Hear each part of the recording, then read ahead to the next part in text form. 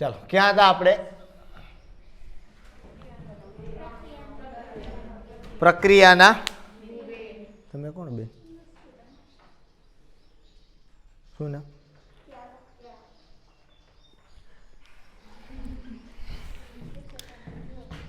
ચાલો હા ક્યાં હતા? પ્રક્રિયાનો રાસાયણિક પ્રક્રિયાના વેગની અંદર એક્ઝામ્પલ કે કઈ જોયું તો આપણે કે ચાલુ જ કરવાનું ખાલી સીધું? હે, રાસાયણિક પ્રક્રિયાનો વેગ, એમાં શું જોયું હતું? એને એક્ઝામ્પલ આપ્યા હતા. ધીમી પ્રક્રિયા કઈ છે, ઝડપી કઈ છે, અતિ ધીમી, અતિ ઝડપી. ઓકે ચાલો, હા અતિ ઝડપી ના પાડી હોય ભણવા સિલેબસમાં ના આવે, ખાલી ધીમી જ આવે. ઓકે, હવે વાત આપણે એ કરવાની છે કે ભાઈ રાસાયણિક પ્રક્રિયાનો વેગ છે. તો મેં તમને કદાચ કાલે એવી વાત કરી હોય કે ભાઈ આ રાસાયણિક પ્રક્રિયાનો વેગ હોય તો વેગને અસર કરતા 4 પરિબળો હોય. ક્યાં ક્યાં કીધા હતા મેં, તમને યાદ છે? સાંદ્રતા, તાપમાન, દબાણ અને ઉદ્દીપક. બરોબર, આ 4 પરિબળો છે એ પ્રક્રિયાના વેગને શું કરે? અસર કરે. મતલબ કાં તો એ વેગને વધારે અથવા તો એ વેગને ઘટાડે. ડિપેન્ડ એના ઉપર છે કે ઈ કયું પરિબળ છે અને કઈ રાસાયણિક પ્રક્રિયા ઉપરના વેગ ઉપર એ અસર કરે છે. બરોબર, સપોઝ ચાલો આપણે વાત કરીએ કે સર વેગ એટલે શું, એમ કેવી રીતે કેલ્ક્યુલેટ થતો હોય રાસાયણિક પ્રક્રિયાનો વેગ. હું તમને પહેલા ફિઝિક્સની ભાષાની અંદર વેગ માટે વાત કરાવું, પણ એની પહેલા ધારો કે આપણી પાસે એક પ્રક્રિયા છે R2P. કઈ પ્રક્રિયા છે સર? R2P નો મતલબ શું? R એટલે શું? Yes, very good. R એટલે રિએક્ટન્ટ, P એટલે શું મતલબ થયો આનો?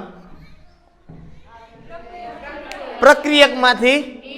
એટલે ઇન શોર્ટ આપણે એવું કીધું કે એક પ્રક્રિયા છે R2P કરીને એક પ્રક્રિયા છે, મતલબ પ્રક્રિયકમાંથી શું બને છે નિપજ. એ પછી કોઈ પણ રાસાયણિક પ્રક્રિયા ઇવન ધો કોઈ એની સામે કોઈ આપણે ફેરફાર થતો નથી કે ભાઈ પ્રક્રિયકમાંથી આપણે એક નિપજ મળે છે. હવે આ પ્રક્રિયકમાંથી નિપજ મળે છે તો કઈ રીતે આનો વેગ નક્કી કરવામાં આવે? થિયોરિટિકલ આપણે સમજવાનું છે, પ્રેક્ટિકલી કઈ રીતે એ પણ આપણે સમજશું, પણ અત્યારે આપણે પહેલા શું સમજવું છે? થિયોરિટિકલી આપણે સમજવું છે કેમ આનો વેગ નક્કી થાય. એની પહેલા મેં તમને કીધું કે આપણે ફિઝિક્સની ભાષામાં સમજીએ કે માનો કે ભાઈ આપણે ચાપરડાથી ક્યાં જઈએ છીએ? જુનાગઢ જાવું. ત્યાં જાવું ને? આગું જવું મને વાંધો, જાવું છે આગું? આગું જવું જ મને વાંધો નથી, જ્યાં જવું તમે કયો નહીં, આપણે જઈએ. આપણે ક્યાં જવું છે? બરાબર, કોઈને ઘરે જવું નથી ને તો આપણે એ લખી નાખીએ એનું ગામનું નામ. હે ચાલો, ચાપડાથી મને કે જુનાગઢ રહે છે, ધારો કે કેટલું અંતર હશે અંદાજે? 30 કિલોમીટર ધારી લઈએ. કેટલું ધારી લઈએ?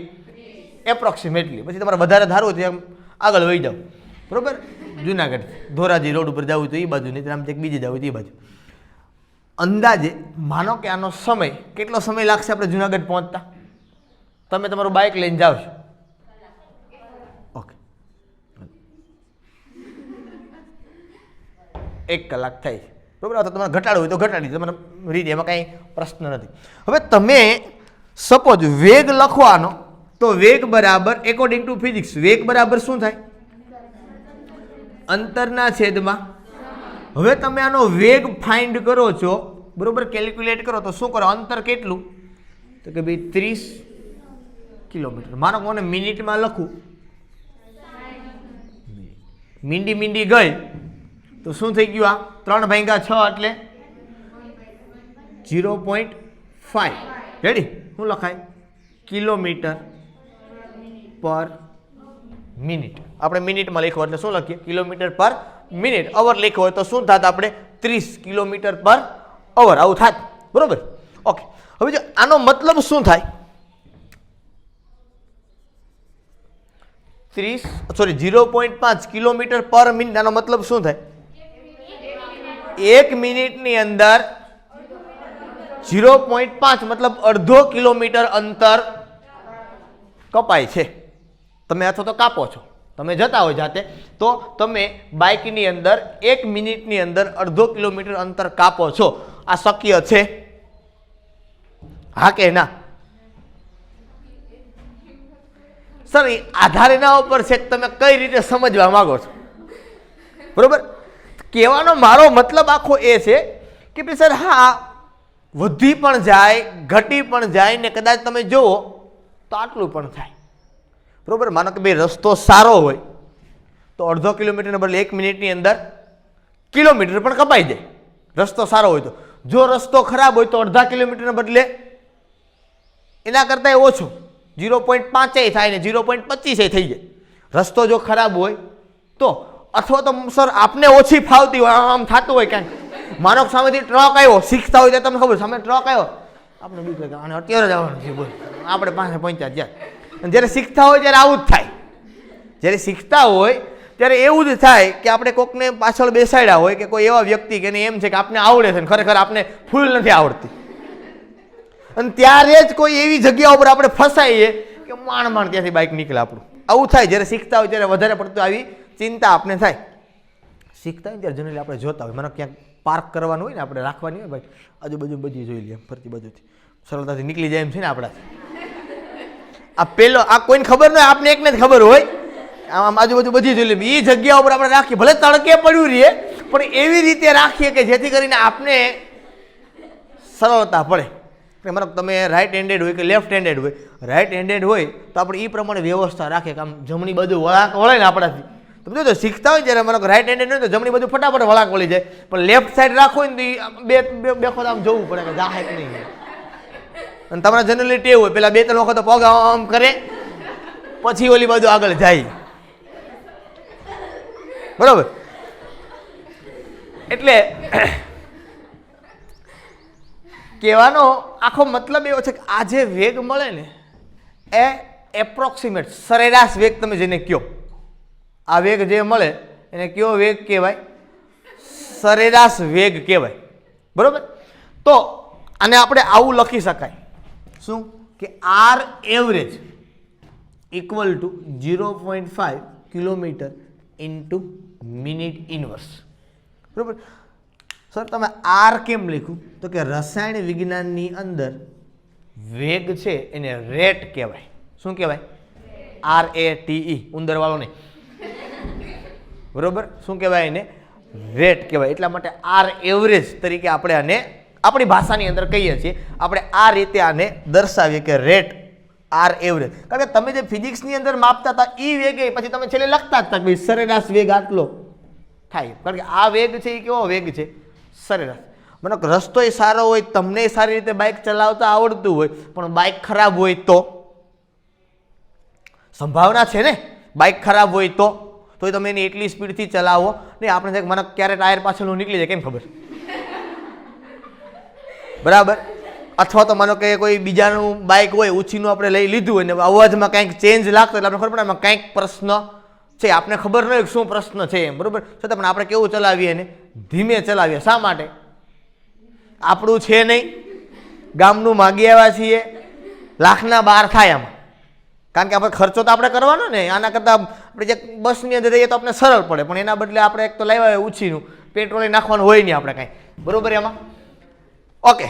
તો આ જે વેગ મળ્યો આપણને એ કેવો વેગ મળે છે આની અંદર? સરેરાશ. મતલબ આપણે જે વેગ લઈએ મતલબ આની અંદર વેગનો ગાળો મળે આપણે. શું મળે? ગાળો. આપણે આજે લખ્યું શું લખ્યું કે 1 મિનિટમાં 0.5 કિલોમીટર. એનો મતલબ એમ થયો કે તમે આ ગાળા દરમિયાનનો વેગ ગોઈતો કે 1 મિનિટમાં તમે આટલો વેગ આપો, પણ એક્ઝેક્ટ વેગ છે એ તમને મળે નહીં. કયો વેગ ના મળે તમને?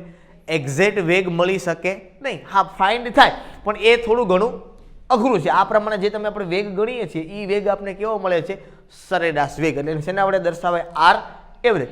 આ વાત ફિઝિક્સની થઈ. મૂળ ધંધો આપણે આપણા ઉપર આવીએ કે ભાઈ માનો કે આ પ્રક્રિયા છે આપણી પાસે R2P, બરોબર. હવે રાસાયણિક પ્રક્રિયા થતી હોય સર એમાં તો આપણે ક્યાં ચલાતો નથી, ટેસ્ટ ટ્યુબ લઈને હાલો ગયા, ટેસ્ટ ટ્યુબમાં પ્રક્રિયા થાય છે, આપણે જઈએ ક્યાં, બરોબર. હવે એ તો ખબર ના પડે તો સર એની અંદર કઈ રીતે ફાઇન્ડ કરવું આપણે કે એની અંદર સરેરાશ વેગ માનો સરેરાશ તો સરેરાશ જે મળે, બરાબર. તો એ કઈ રીતે આપણે એને કેલ્ક્યુલેટ કરવો? તો એના માટે આપણે ચર્ચા કરવી છે કે ભાઈ કોઈ પ્રક્રિયા છે એ થાય છે એટલે પ્રક્રિયક છે એનું શેમાં રૂપાંતર થાય છે? હવે સમજો. માનો કે આ કોઈ પ્રક્રિયક આર એ પોતે પ્રક્રિયક છે, આને મેં લીધો છે કેટલો, તો કે ભાઈ 1 મોલર ને બહુ જાદુ થઈ જાય, 1 મોલર પ્રક્રિયક છે.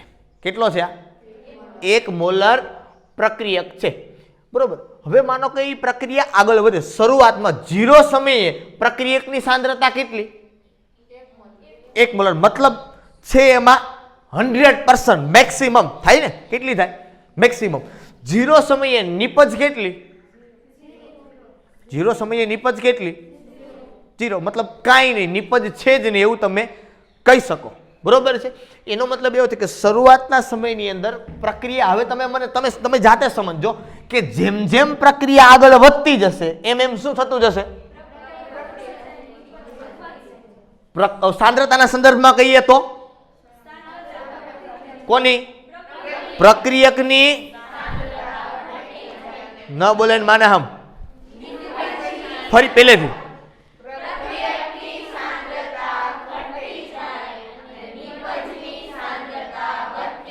મને આમાં નાક ઉપરથી ખબર પડે કોણ બોલે છે કોણ નથી બોલતું. હા છેલ્લે, હા બરાબર. તો થાય શું કે ભાઈ જેમ જેમ પ્રક્રિયા આગળ વધતી જાય એમ એમ શું થાય? પ્રક્રિયકની સાંદ્રતા ઘટતી જાય, નિપજની સાંદ્રતા વધતી જાય. જો તમારે આનો મતલબ એમ થયો કે પ્રક્રિયક ઘટે એટલે તમારી ટેક્સ્ટબુકમાં એવું છાપ્યું છે કે આર નો અદ્રશ્ય થવાનો વેગ, આર નો અદ્રશ્ય થવાનો મતલબ શું? ગુમ થાય છે, ખોવાઈ જાય છે. શેમાં ખોવાઈ જાય છે? નિપજ, મતલબ પ્રક્રિયક છે એનું નિપજમાં રૂપાંતર. તો એક વસ્તુ સીધી અને સિમ્પલ ક્લિયર ખબર પડી કે પ્રક્રિયક છે એનું ધીમે ધીમે નિપજની અંદર રૂપાંતર થાય છે. સર આનો વેગ નક્કી કેમ કરો? આ ખબર તો પડી કે પ્રક્રિયકની સાંદ્રતા ઘટતી. સર આ તો સિમ્પલ આટાવાળી વાત છે કે પ્રક્રિયકની સાંદ્રતા ઘટતી જાય, નિપજની સાંદ્રતા વધતી જાય જેમ જેમ પ્રક્રિયા આગળ વધે. તો શું કરવાનું? માનો કે ભાઈ 1 મોલર પ્રક્રિયકમાંથી આ પ્રક્રિયા પૂર્ણ થવા માટે ધારો કે કોઈ સમય લાગે છે એપ્રોક્સિમેટ, બરોબર. તો આપણે વચ્ચેથી કોઈ સમયે ગમે ત્યારે તમને મજા આવે ત્યારે આ આર જે પ્રક્રિયક છે આ ટેસ્ટ ટ્યુબમાંથી એક થોડુંક એવું સેમ્પલ લઈ લેવાનું. શું લઈ લેવાનું? કારણ આ તો આગળ વધે છે ને નિપજને, આમાંથી શું લઈ લેવાનું? થોડુંક એવું સેમ્પલ લેવાનું. આ તો પ્રક્રિયા માનો કે ધારો કે બંધ પાત્રની અંદર થાય છે. શેમાં થાય છે? તો પ્રક્રિયકની નિપજ એની અંદર જ છે.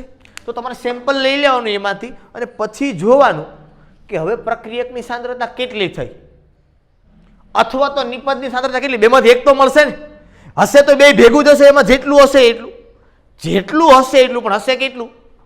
એની અંદર જ હશે. એટલે આમાંથી માનો કે આ એક ટેસ્ટ ટ્યુબ છે કે આ પાત્રની અંદર પ્રક્રિયા થાય છે, આગળ વધે છે. એક્ઝેક્ટ તમને મજા આવે ત્યારે કોઈ પણ એક પ્રક્રિયકમાં તમે વચ્ચેથી લ્યો છો સેમ્પલ, પછી તમે જોવો છો, મતલબ આપણે ટાઇટ્રેશન કરીએ છીએ જોઈએ છીએ કે પ્રક્રિયકનું પ્રમાણ કેટલું, પછી આપણે સાંદ્રતા ફાઇન્ડ કરી શકીએ. પ્રક્રિયકની તો આપણે ખબર છે 1 મોલર લીધું હતું, કેટલું કદ લીધું એ આપણે ખબર હોય, બરોબર. તો આનો મતલબ એવું થાય, આવું થાય, કેવું થાય? m1v1 બરાબર m2v2. પહેલાની સાંદ્રતા ખબર, પહેલાનું કદ ખબર છે. હવે તમે લીધું છે કેટલું આમાંથી, તમારે પહેલાનું કદ લેવાનું, બીજાનું કદ આપણે ખબર હોય, એને આપણે કંઈ લેવા દેવા છે ને, આપણે m2 જોઈશ. તમને સાંદ્રતા મળી જાય કે ના મળે? તો હવે તમને ખબર પડે કે હતી પહેલા આટલી, હવે થઈ કેટલી? કે માનો કે બી 0.8 થઈ પ્રક્રિયકની ધારો કે, તો આનો મતલબ એમ થયો કે અહીંયા 0.2 મળે. આવું તમે દર વખતે સબ્જી બનાવો ત્યારે કરો જ છો.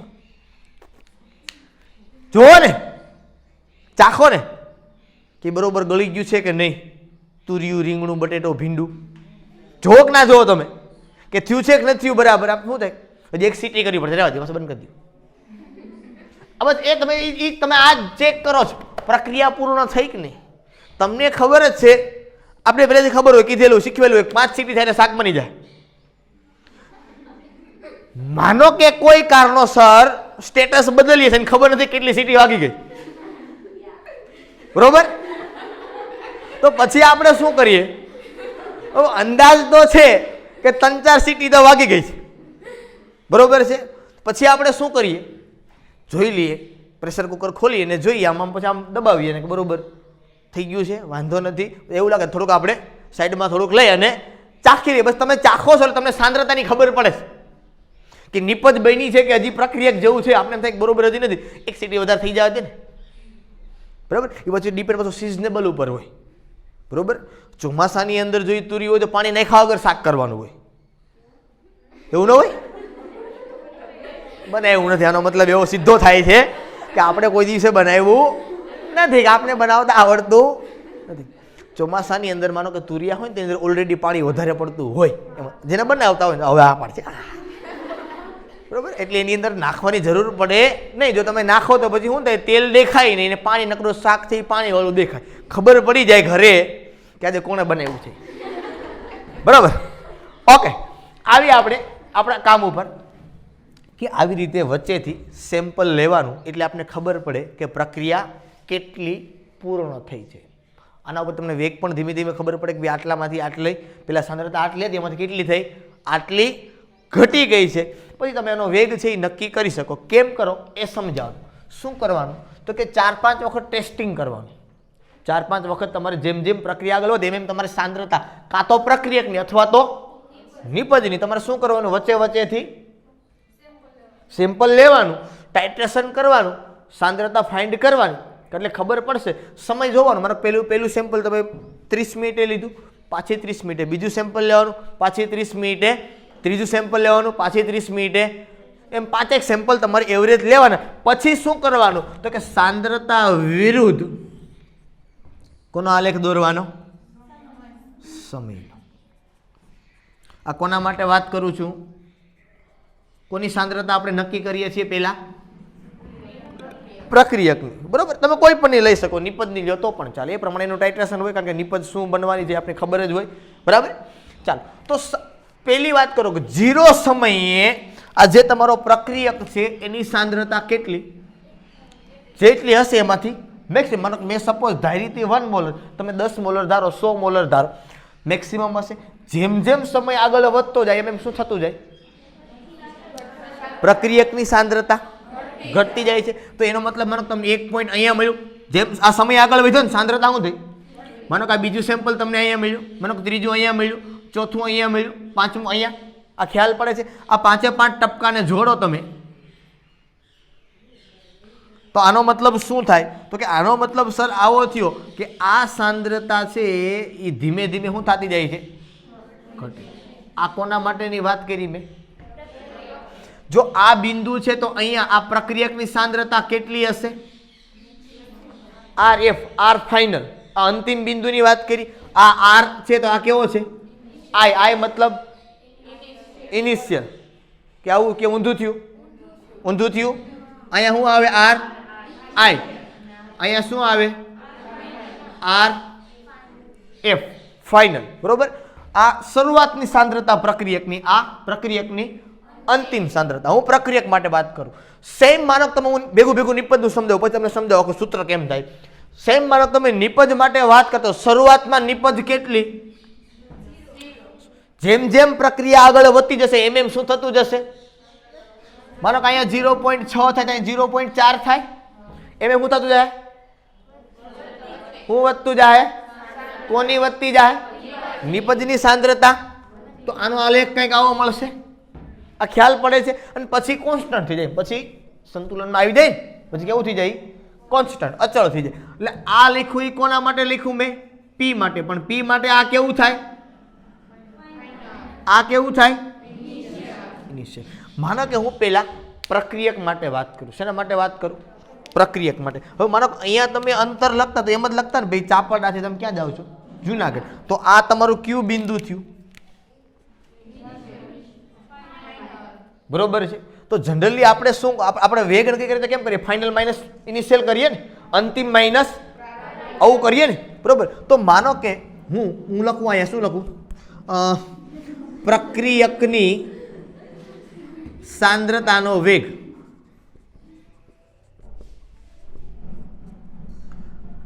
બરોબર. અથવા તો પ્રક્રિયકનો વેગ, સાંદ્રતાની ક્યાં વાત જ આવે, ખબર નહીં હું ભૂલાઈ ગયું, પ્રક્રિયકનો વેગ. હવે એ લખીએ તો શું લખીએ આપણે, તો કે ભાઈ પ્રક્રિયકની કઈ સાંદ્રતા, અંતિમ સાંદ્રતા માઇનસ પ્રારંભિક. એટલે હું આવું કરું કે ન કરું, કેવું કરું તો કે RF માઇનસ RI ના છેદમાં અંતરના છેદમાં સમય. અહીંયા આપણે અંતર નથી, શું છે? સાંદ્રતા છે, એના છેદમાં સમય. તો અહીંયા હું લખું TF માઇનસ TI, અંતિમ સમય માઇનસ પ્રારંભિક સમય. હવે અહીંથી તમે જુઓ તો તમને થોડોક આઈડિયા આવશે કે આ RF છે એનું મૂલ્ય કેવું હશે? ઓછું. આનું મૂલ્ય કેવું હશે? હશે કે નહીં? કે નથી મગજમાં બેઠતું? કે શરૂઆતમાંની સાંદ્રતા કેટલી હતી? મેક્સિમમ હતી. આની સાંદ્રતા કેવી હતી? મિનિમમ થઈ. એટલે અહીંયા સાંદ્રતા કેટલી હશે એની? ઓછી. અહીંયા કેવી હશે? વધુ. હવે તમે શું કરો છો? ઓછા માઇનસ વધારે કરો છો. તો આનો મતલબ શું થયો? આને હું દર્શાવું તો આમ દર્શાવે મારે એપ્રોક્સિમેટલી શું? ડેલ્ટા આર ના છેદમાં ડેલ્ટા. આ ડેલ્ટા શું દર્શાવે છે? આ આર એટલે આ સ્ક્વેર બ્રેકેટ એટલે તો શું કહેવાય આને? પ્રક્રિયકની સાંદ્રતામાં થતો ના છેદમાં. હવે ખાલી વેગ લખી નાખું એટલે આંટાવાળી વાત છે, પણ આને કયો વેગ કહેવાય? સરેરાશ વેગ. પણ મને મૂલ્ય મળશે એ કેવું મળવાનું છે આનું? વેગ કોઈ દી ઋણ હોય? વેગ કોઈ દી ઋણ હોય? આપણે એમ કહેવાય અહીંથી ઓલું કેટલું થાય? અરે હાવ નજીક જ છે, -2 કિલોમીટર. કોઈ દિવસે શક્ય છે? તમારી એક્ઝેક્ટ નજીક હોય તો તમે કહી શકો કે 0.000000 2 સેન્ટીમીટર દૂર છે. સમજમાં આવે છે આખી વાત? તો વેગ ક્યારે ઋણ હોઈ શકે નહીં, પણ અહીંયા આપને મૂલ્ય મળશે એ કેવું મળશે? ઋણ મળશે. વેગ કોઈ દિવસે ઋણ ન હોય એટલા માટે હું આગળથી ઋણ મૂકી દઉં. તમને હવે જવાબ મળશે કેવો મળશે? સમજમાં આવ્યું? કારણ કે આ વેલ્યુ છે, કઈ વેલ્યુ? આ તમને કેવી મળવાની છે? માઇનસ. કારણ કે ડેલ્ટા આર નો મતલબ હવે શું? હવે ખબર પડી શું? પ્રક્રિયકની સાંદ્રતામાં થતો ના છેદમાં સમયમાં થતો. આખું બોલવું તો એમ બોલાય કે પ્રક્રિયકની અંતિમ સાંદ્રતા માઇનસ પ્રક્રિયકની પ્રારંભિક સાંદ્રતા ના છેદમાં અંતિમ સમય માઇનસ પ્રારંભિક સમય. બરોબર. આ વેલ્યુ તમને જે ચોકઠામાં મેં આપી એ તમને કેવી મળશે? ઋણ. વેગ કોઈ દિવસે ઋણ હોય નહીં એટલે મેં આગળ શું મૂકી દીધું? એટલે હવે આપણે જે વેગ તમને જવાબમાં જે કેલ્ક્યુલેશન કરશો અને જે મળશે એ કેવો મળશે? રેવડી? ચાલો હવે આગળ ઉપર વાત કરીએ. આપણે પ્રક્રિયક માટેની વાત કરી હતી, હવે શેના માટે વાત કરીએ? નિપજ માટે. તો આપણે લખીએ અહીંયા કે ભાઈ નિપજનો વેગ બરાબર શું લખાય? તો હું આવું લખવાય પેલા જો PF માઇનસ PI ના છેદમાં TF માઇનસ TI. શું બોલાય આને?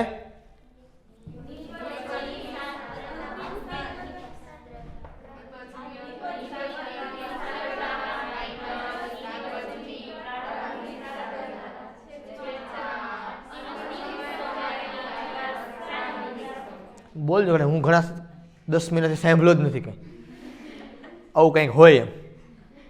બરોબર ને?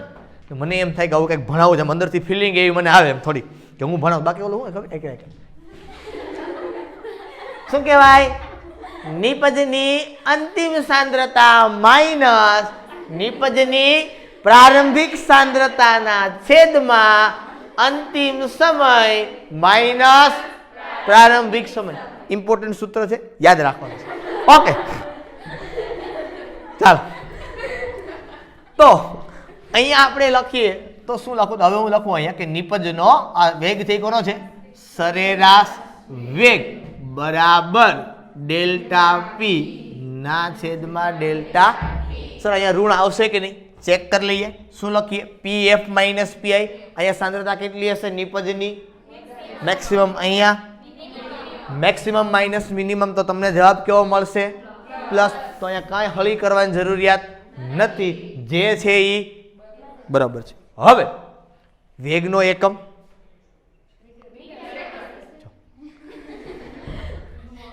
નિપજની મીટરમાં સાંદ્રતાના છેદમાં હોય નહીં ને, એટલે મેં તમને સ્પષ્ટીકરણ એટલા માટે કર્યું હતું કે આ ફિઝિક્સનો વેગ છે, બરોબર, આપણો વેગ નથી. કારણ કે મને ખબર છે કે મોટા ભાગના વિદ્યાર્થીઓ દર વર્ષે આ જ પ્રકારની ભૂલ કરે. તમે તો ડાયા છો, એક્ઝામની અંદર મને લખીને આપે છે કે મીટર પ્રતિ સેકન્ડ. શેની અંદર? એક્ઝામમાં, બોર્ડની એક્ઝામમાં પણ ઘણી વખત લખેલું મીટર પર સેકન્ડ. એટલે ભાઈ રકમમાં ઓલી પણ કઈ પ્રશ્ન હતો ખબર, એમાં રકમમાં તમે આમ લખ્યું કે મોલર સેકન્ડ ઇનવર્સ. એને તો મગજમાં મીટર જ ફિટ થયું. 9મા ધોરણથી મીટર જ હાલે છે, વેગ એટલે મીટર. આ 9મા ધોરણથી મગજની અંદર ઘૂસેડી દીધું, વેગ એટલે મીટર પર સેકન્ડ, બરોબર. લાગે આમે મીટર, પણ હવે એ કરતા યાદ રાખવાનું કે મીટર તમે સ્મોલ સંજ્ઞાથી દર્શાવેલું હોય. હવે ત્યારે એ બધું સર પ્રેશર આજુબાજુમાં જોવું કે નહીં, કેટલું જોવું, હું આ બધું પ્રેશર હોય. હવે તો એ ક્યાં કેપિટલ સ્મોલનું જોવા જવું અમારે, બરાબર. ચાલો, ઓકે. તો સરેરાશ વેગ માટે વાત કરીએ આપણે, એને એકમની જોઈએ આપણે કે વેગનો એકમ શું થાય. હવે પ્રક્રિયક હોય અથવા તો નિપજ હોય, બરોબર, તો એને શેની અંદર લઈએ છીએ આપણે? સાંદ્રતાની અંદર. સાંદ્રતા જનરલી એવરગ્રીન સાંદ્રતા કઈ? મોલારિટી. કઈ સાંદ્રતા? મોલારિટી. એટલે અહીંયા આપણે લખવાનું કે મોલર, અથવા તો અહીંયા આમ લખી નાખો આવી સંજ્ઞાથી, મોલર સાંદ્રતા, અથવા તો આમ સિમ્પલ લખો સાંદ્રતા ના છેદમાં સમય. પણ સાંદ્રતા જનરલી શેની અંદર લઈએ આપણે? મોલ પર લીટર. મોલારિટી લઈએ એટલે શું લઈએ? મોલ પર લીટર. તો આમ લખાય મોલ ના છેદમાં લીટર ઇન્ટુ સમય. જનરલી સેકન્ડની અંદર હોય, મિનિટની અંદર હોય, બરોબર, કલાકની અંદર હોય. ઓમાં તમે જનરલી સેકન્ડમાં જ લખતા. શું કામ? તો કે ત્યાં તમે જનરલી કોઈ, મેં તમને કીધું ઓટોમોબાઈલ એન્જિનમાં જ તમે કામ કરતા હતા, બરોબર, એટલે એની જ વેગ હોય. એક ભાઈ ધક્કો મારે બેનને, બેન ધક્કો મારા ભાઈને, બરોબર. તો એ પ્રમાણે તમે કામ કરતા, તો ત્યાં તમારે જનરલી સેકન્ડમાં ધક્કો, પછી વાત આમ જોવાય ને, આમ ધીરે આમ તો ન કરે, સ્લો મોશનમાં ખબર પડી જાય કોને ધક્કો માર્યો. એટલે અહીંયા આપણે જનરલી સમય છે એ ગમે એની અંદર આવશે. સેકન્ડની અંદર પણ આવે, મિનિટની અંદર પણ આવે, કલાકની અંદર પણ આવે, દિવસની અંદર પણ આવે, મહિનાની અંદર પણ આવે, ને બહુ ધીમી પ્રક્રિયા હોય તો વર્ષની અંદર પણ આવે. યુરેનિયમનું ક્ષયન થતું હોય તો શું લખાય? મોલ પર લીટર ઇન્ટુ યર -1. એવું લખાય ને, બરાબર. તો year -1, am sorry for that, મેં કેમ સમય -1 લખ્યું છે ખબર નહીં, એવું મગજ કેમ નથી હાલતું આજે, બરાબર. તો આ આપણે એકમ થયો છે એનો વેગનો. હવે મોલારી સર સાંદ્રતા આપણે ક્યારે લખી શકીએ? જો જલીય દ્રાવણમાં પ્રક્રિયા થતી હોય તો. માનો કે આ પ્રક્રિયા છે એ વાયુમય પ્રક્રિયા છે. કેવી પ્રક્રિયા છે? વાયુમય પ્રક્રિયા છે. તો વાયુમય પ્રક્રિયા માટે હું વર્ષો પહેલા એવું બોલતો કે વાયુમય પ્રક્રિયા માટે દબાણ એ જ એની, આવું આવતો વર્ષો પહેલા. તો આપણે વાયુમય પ્રક્રિયા માટે લખી શકીએ વાયુમય પ્રક્રિયા માટે વેગ બરાબર શું લખાય? દબાણ છેદમાં સમય. અને જનરલી દબાણ આપણે શેની અંદર માપીએ? એટીએમ ઇન્ટુ સમય ઇન્વર્સ, કાં તો સેકન્ડ ઇન્વર્સ. તમને જે તમને જે મજા આવી લખી શકો. તમે આપ્યું હોય તો નહીં લખવાનું, મજા આવે એ આપ્યું હોય જ લખવાનું. પણ એપ્રોક્સિમેટ તમને પૂછ્યું હોય કે ભાઈ એક વાયુમય પ્રક્રિયા છે, બરાબર, તો આ વાયુમય પ્રક્રિયા માટે સરેરાશ વેગનો એકમ શું થાય, આવું પૂછ્યું હોય તો આપણે લખવાનું કે ભાઈ એટીએમ ઇન્ટુ સમય ઇન્વર્સ, બરાબર. અને દબાણનો એસઆઈ એકમ પાસ્કલ. જો એસઆઈને દોઢડા થાય તો લખવાનું આપણે શું? પાસ્કલ ઇન્ટુ સમય ઇન્વર્સ, બરોબર. સાંદ્રતામાં જો આપણે એસઆઈ એકમની અંદર વાત કરવામાં આવે તો લીટરને બદલે શું લખાય? મીટર ઘન. આ યાદ છે ને? કદ છે એનો એસઆઈ એકમ કયો થાય? મીટર ઘન. એટલે જો એસઆઈ એકમ કહે ને તો ડાયા થઈને આવું લખજો, શું? મોલ મીટર -3 ઇન્ટુ સમય ઇન્વર્સ. આ કયો એકમ થયો? એસઆઈ. અહીંયા શું લખાય? પાસ્કલ ઇન્ટુ, આ એસઆઈ એકમ થયો, બરોબર. જો પૂછે તો, કારણ કે મોલારિટીમાં એસઆઈ ને ફેસાઈને કાંઈ લેવા દેવા ન હોય, પણ લીટરને એસઆઈ આરે લેવા દેવા હોય. જો એસઆઈ એકમની વાત કરે તો લીટરને શેમાં કહેવાય? આપણે મીટર ઘનની અંદર કહીએ, બરોબર. લંબાઈ ગુણ્યા પહોળાઈ ગુણ્યા ઊંચાઈ, એટલે મીટર ગુણ્યા મીટર ગુણ્યા મીટર, મીટર ઘન, એટલે મીટર -3 અને સમય ઇન્વર્સ. આ પ્રમાણે આપણે આની વાત છે એ કરવાની, આ પ્રમાણે એની કેલ્ક્યુલેશન કરવાની. એટલે આ પ્રમાણે શું થાય તમારો વેગનો એકમ. તમને કદાચ ટેક્સ્ટ બુકની અંદર સૂત્ર આવા આપ્યા હશે, બસ આને ચોખ્ઠા બનાવી લો. એક આ આપ્યું હશે, જો આપ્યું છે કંઈક આપ્યું છે, પ્રક્રિયક કંઈક પ્રક્રિયકને અદ્રશ્ય થવાનો વેગ આપ્યું છે. એક નિપજ આપ્યું હોય તો એને ચોખ્ઠું બનાવી લો. મળી ગયું બરોબર. આલેખ જ આવશે. મેં 2:1 ની અંદર આલેખ દોર્યા. તમારી બુકમાં 2 આલેખ કેવા આપ્યા છે? જુદા જુદા, પણ એ આલેખ હજી બાકી છે, કારણ કે એ બીજા પ્રકારના વેગના છે. એક સરેરાશ વેગના આલેખ આપ્યા નથી, એ જુદા પ્રકારના વેગના છે. શેનાથી એ સમજાવીશ તમને આગળ. નીચે તમને એકમ આપેલા છે, આલેખની નીચે એકમ આપ્યા. જો એમાં ક્યાંક આપ્યા છે, જ્યાં એકમને અંડરલાઈન કરી લો. દબાણ માટેનો એકમ પણ આપ્યો છે, એસઆઈ એકમ નથી આપ્યો. તમારે જોતો હોય તો લખી લો, કંઈ નહીં. એ સાઈડમાં લખો તો લખી નાખો એસઆઈ એકમ કરીને, બરોબર.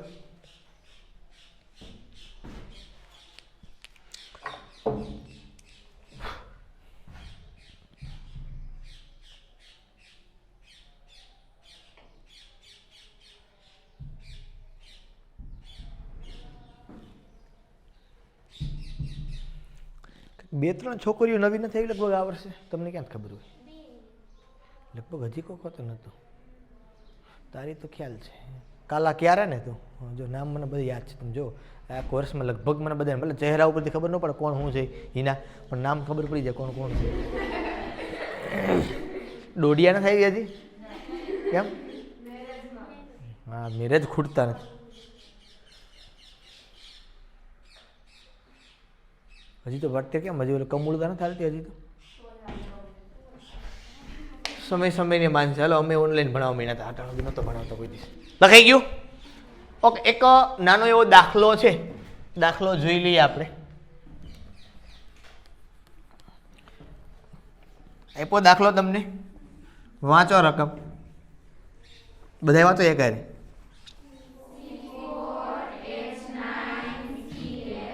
એને શું કહેવાય? જોઈને બોલ્યા તમે. આયુપીએસસી ના શું થાય એનું? યસ, ચાલો ચાલો એટલું સાચું. હા, ક્લોરો બ્યુટેન. હેલોજન છે એને પૂર્વક લાગે ને.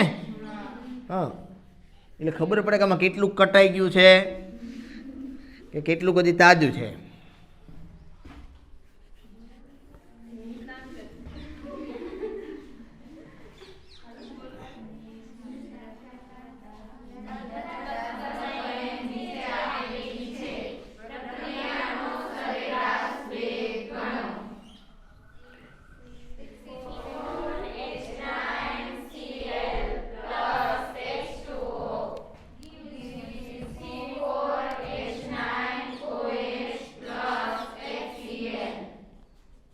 C4H9Cl plus H2O gives C4H9OH plus H.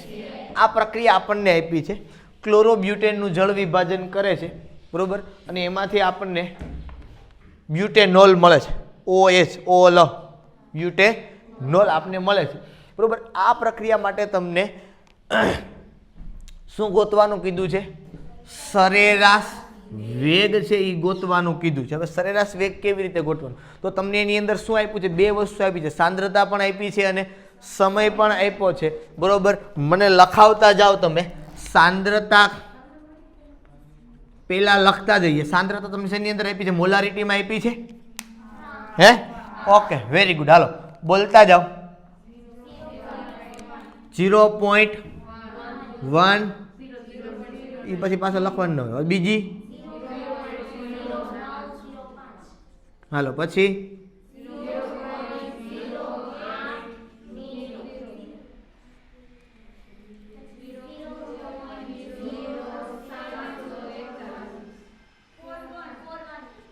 બધા ઇંગ્લિશમાં આંકડા બોલશે, એટલે અડધા ગુજરાતીમાં બોલે ને અડધા ઇંગ્લિશમાં બોલે. હું અહીં કન્ફ્યુઝનમાં આવું છું.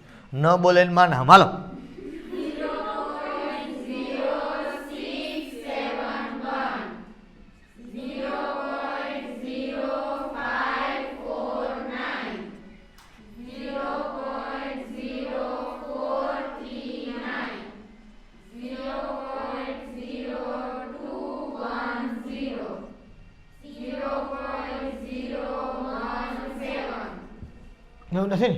તો હારું. હાલો હવે બીજું શું આપ્યું છે ભેગું ભેગું? હા હાલો આ સેકન્ડમાં. રેડી? ચલો સમય બોલો. 0 50 જો દોઢ ના પાડું છું ઇંગ્લિશ તો કે 150.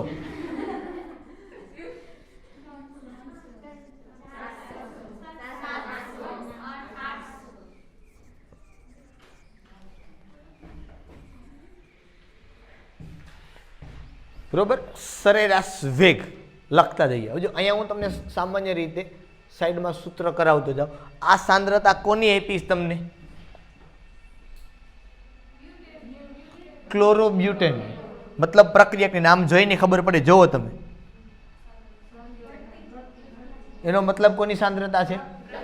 સમજમાં આવે છે? સાંદ્રતા તમે જોવો તો ઘટતી જાય છે, એનો મતલબ એવો થાય કે પ્રક્રિયકની સાંદ્રતા છે. બરોબર.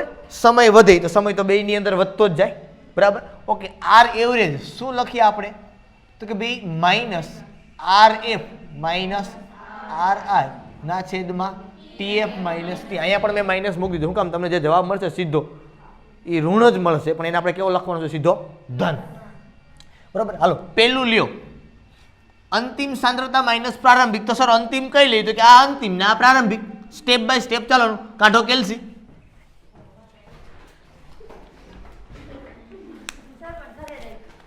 ચાલુ નહીં તો તને મોબાઈલ આપી દે. તું કેમ ઘરે ન રહી ગઈ?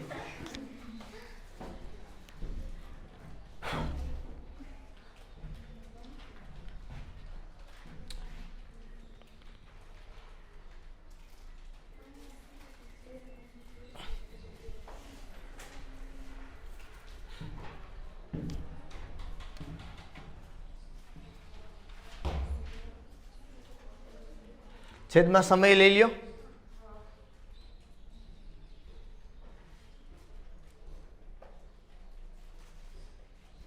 એટલી બધી વાર ન લાગે હવે મારા ખ્યાલથી. માઇનસ ને સીધું પ્લસ કરી જ દેવાનું સીધું. રેડી? માઇનસ જ આવશે. જો જવાબ કેવો થઈ જાય તમારો? Minus minus plus. એટલે કેટલું આવ્યું? 0.00019.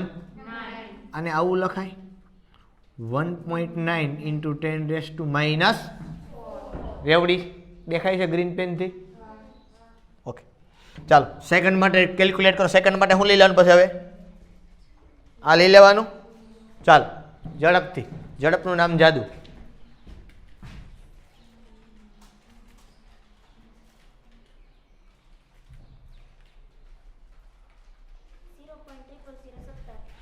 .00017. આ એપ્રોક્સિમેટલું કેટલું થઈ જાય? 1.7 10⁻⁴. હાલો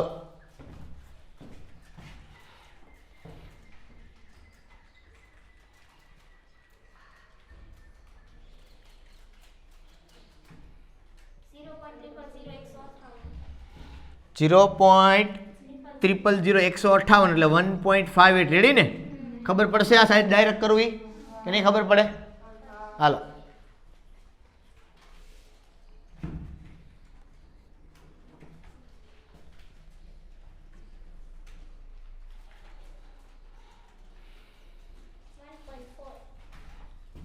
1.4 10⁻⁴.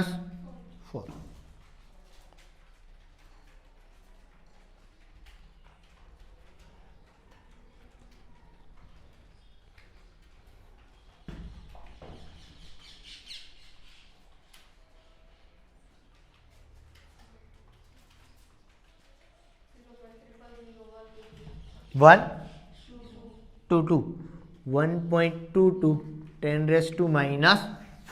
ચલો નેક્સ્ટ. અહીંયા જોજો હવે 100 વડે ભાંગવાના આવશે.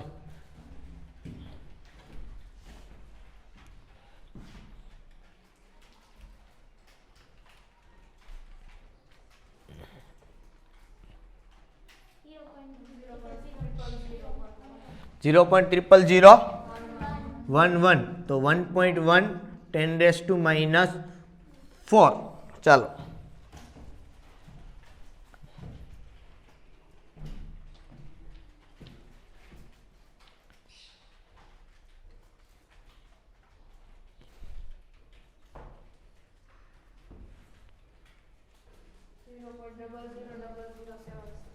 0.0000763 0000 આવ્યા એટલે 10⁻⁵ થઈ જાય ને. તમારી પાસે કેલ્શિયમ તો ખબર પડી જાય ને ઘાત ફેરવવા. ના ખબર પડે, ના પડે તો કહેજો પાછો મને. હાલો, મેં ભૂલ નથી કરીને 300 વડે ભાંગ્યું હતું ને.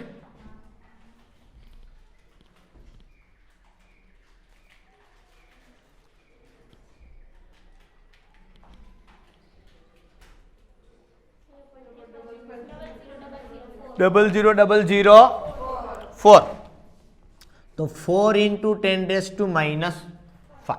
બરોબર. આ બધા એના શું છે? સરેરાશ વેગ. તમે જોવો આમાં વેગમાં પણ તમને ખબર પડે કે જેમ જેમ સાંદ્રતા ઘટતી જાય છે એમ એમ એનો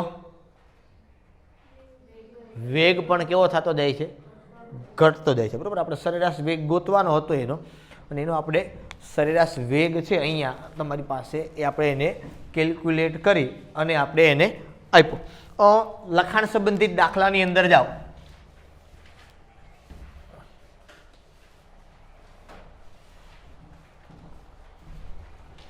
પાછળના એકાદ પેજ પછી આપ્યો છે તમને. હા, શું કીધું એમાં? જો વાંચો રકમ.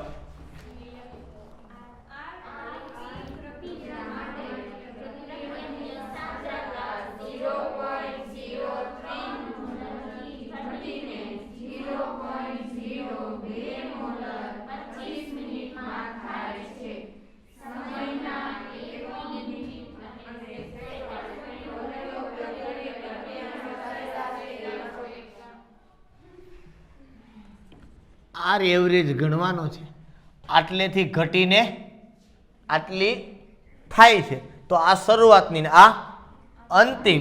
તો સીધું લખું આર એવરેજ ઇક્વલ ટુ આવું થાય -0.02 -0.03 ના છેદમાં 25. મને જવાબ પેલા શેમાં મળશે? મિનિટમાં. હાલો કાઢો જવાબ.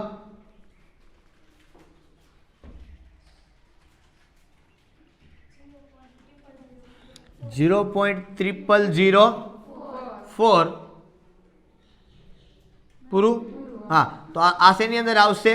તો કે મોલર ઇન્ટુ મિનિટ ઇનવર્સ. હવે તમારે મિનિટને બદલે અહીં શું કરી દો તમે? 60. હલો હવે લાવો જવાબ.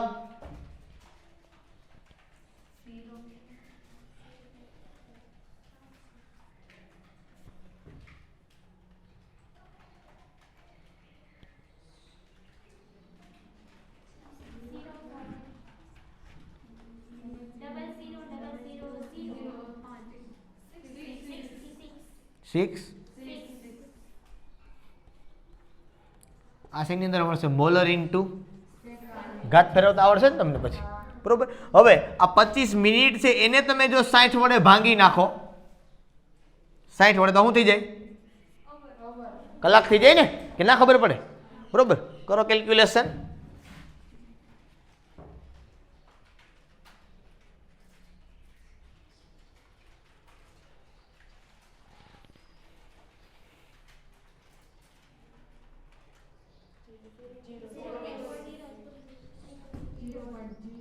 $0.24 પૂરું. મોલર ઇન્ટુ અવર ઇનવર્સ. આ મળી ગયા આપણે દરેકના સરેરાશ વેગ. એના પછીનો દાખલો તમે જો એના જેવો જ છે. આવડી જશે?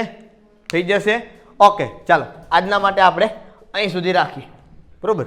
પછી આપણે હજી એક આ વેગ લીધો છે આપણે, સરેરાશ વેગ. ત્યાર પછી કયો આવશે? હવે ત્વરિત વેગ આવશે. બરોબર. ત્વરિત એ વેગની આપણે પછી વાત કરશું. કઈ રીતે ત્વરિત વેગ મળે કે બીજા વેગ એ કઈ રીતે મળે એની પછી આપણે આગળના લેક્ચરની અંદર ચર્ચા છે એ કરશું.